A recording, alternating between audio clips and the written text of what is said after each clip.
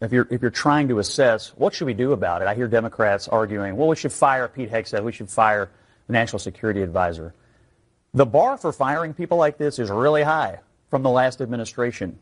When after the Afghanistan withdrawal, which was a disaster, people died, no accountability was meted out.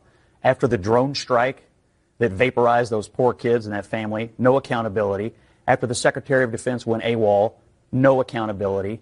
So if you're arguing today that we should get rid of Pete Hegseth over a small mistake regarding communications, even while he was expertly executing this military operation against the Houthi rebels, which also the Biden administration didn't take up, I don't have a lot of time for that argument today, and neither does most Republicans.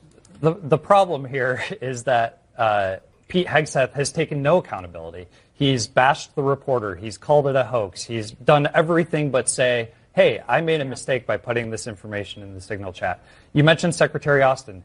He stood at the podium for an hour and took accountability. He asked for a 30-day review of the hospitalization. He asked for an inspector. Did a single Democrat ask for his resignation? Well, that's the question.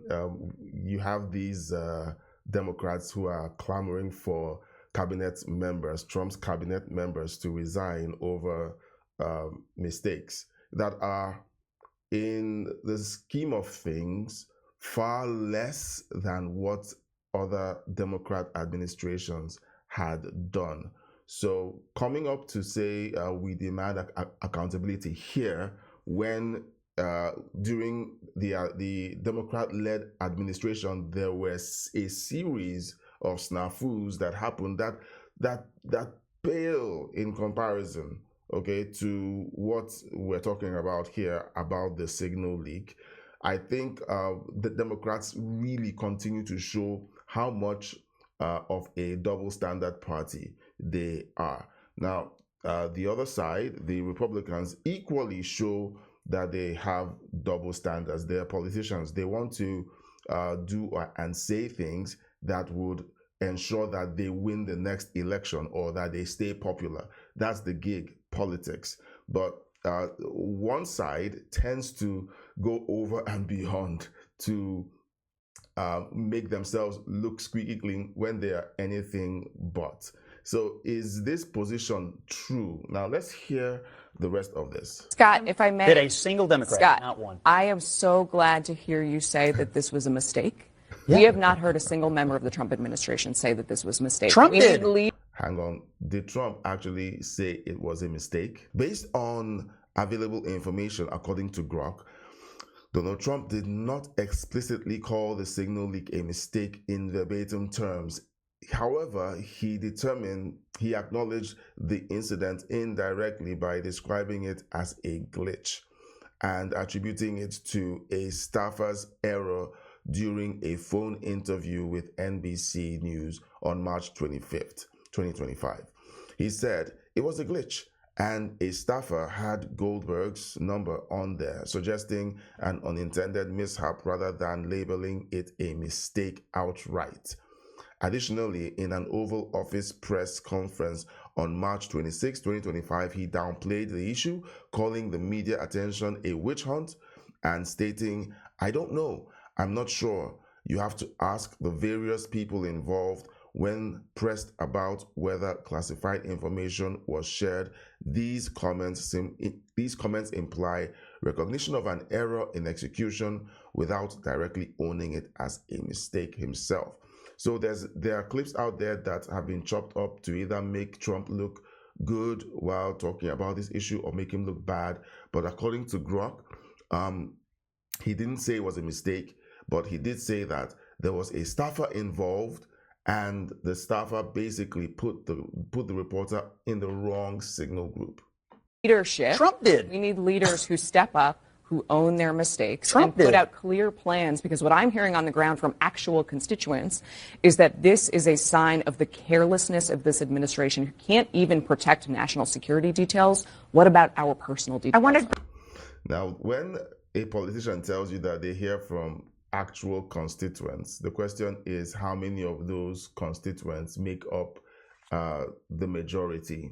If you have 5 people walk up to you and say that there's something about an administration they don't like, does that make up for the other 500,000 who actually support the administration. So news, politics, this always creates division when you're taking sides. The question you have to ask yourself is this position true? Is what this person just said true? If the shoe was on the other foot, would they be taking the same position? If this was a Democrat doing this, would they take the same position? If this was a Republican doing this, would they take the same position? It's difficult to take a middle ground on this and say, look, who is right about this? And then you go ahead and support that person. And I think if you're able to do that rationally, then you're further along than 80% of the population, because most people are swayed by sound bites like this. This is just a clip. We only see clips of these things because news outlets have a short time span to put stories through, and it's their job to spice it up and make it look very interesting and really exciting. But you know what? I think it does a disservice to thinking people everywhere when we don't see the full picture. And the full picture is there was a leak. It was an embarrassment. The people involved have been trying to minimize the impact of that particular leak.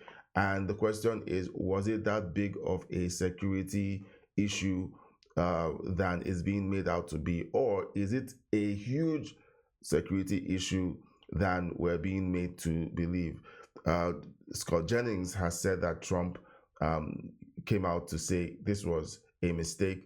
I think the footage out there shows that he did, and we're going to be watching this. The news is going to continue to bring up stories that tries to paint this administration in a certain light, and it's our job as voters and people who want to have a better world for our children to be able to sit through and listen to the facts and make our decisions based on the facts and not based on whether the person who is telling the story is someone we like or not. Let me know what you think of this clip in the comment section below. Don't forget to use the link in the show notes to take advantage of the free Audible trial that I am offering. Listen to the books recommended in the show notes. Amazing stuff that you would enjoy reading.